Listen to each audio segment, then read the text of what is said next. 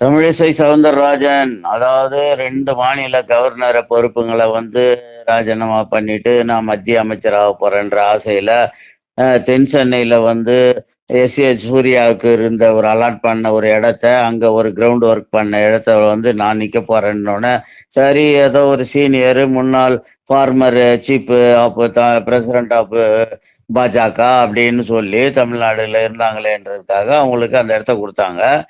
அங்க ஜெயிக்க முடியல. இப்போ நம்ம கூட்டணி தான் முக்கியம் அப்படின்னு சொல்லி நம்முடைய தலைவருக்கு எதிரான கருத்துக்களை கொஞ்சம் சொல்றதுனால, அது தலைவருக்கும் இவங்களுக்கும் உள்ள இடைவெளி கொஞ்சம் அதிகமாகுற மாதிரி கூட இருக்குது.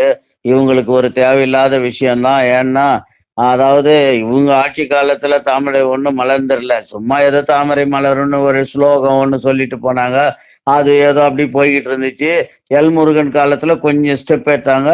அப்புறம் அவரு கூட இதுக்கு லாய்க்கியான ஆள் இல்லை அப்படின்றதுனால அதுக்கப்புறம் தான் வந்தாரு அர்ஜுனன் அப்படின்ற மாதிரி நம்மளுடைய அண்ணாமலை. அவர் வந்த பிற்பாடுதான் தமிழ்நாடு, அதாவது தமிழ்நாட்டுல அண்ணாமலையை பத்தியும் பாஜகவை பத்தி பேசாத அரசியலே இல்லாதன்ற நிலைமை வந்துருச்சு.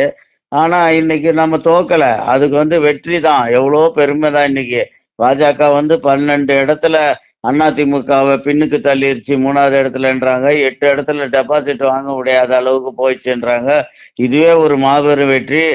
நோட்டாக்கு கீழேன்னு சொன்னவனுங்கெல்லாம் இன்னைக்கு 11.24 அப்படின்றது 11.24 பர்சன்டேஜுக்கு வந்துச்சு. இது பாஜக கிடைத்த மாபெரும் வெற்றி. வணக்கம் இந்து சொந்தங்களே. திருநெல்வேலி மாவட்டம் நாங்குநேரி தாலுகா ஆண்டார்குளம் கிராமத்திலேருந்து நாங்கள் பேசுகிறோம்.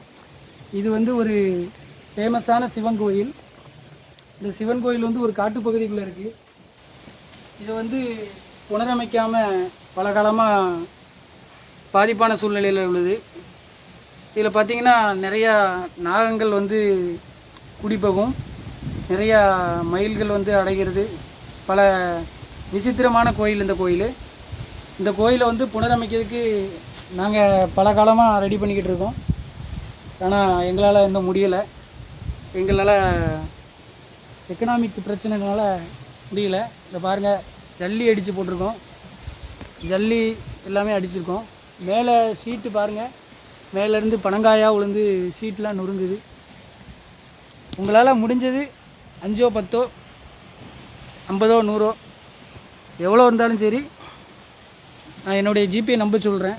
இந்த நம்பருக்கு நீங்கள் கொடுத்து உதவுனீங்கன்னா இந்த சிவன் கோயிலை புனரமைக்கிறதுக்கு ஒரு உதவிகரமாக இருக்கும்.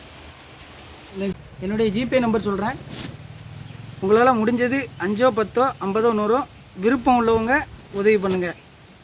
93 85 44 31 06 இந்த நம்பருக்கு உங்களால் முடிஞ்சது இந்த கோயிலை புனரமைக்கிறதுக்காக, ஒரு இறை அருள் பெறுவதற்காக நீங்கள் உதவி பண்ணிங்கன்னா கொஞ்சம் நல்லாயிருக்கும்.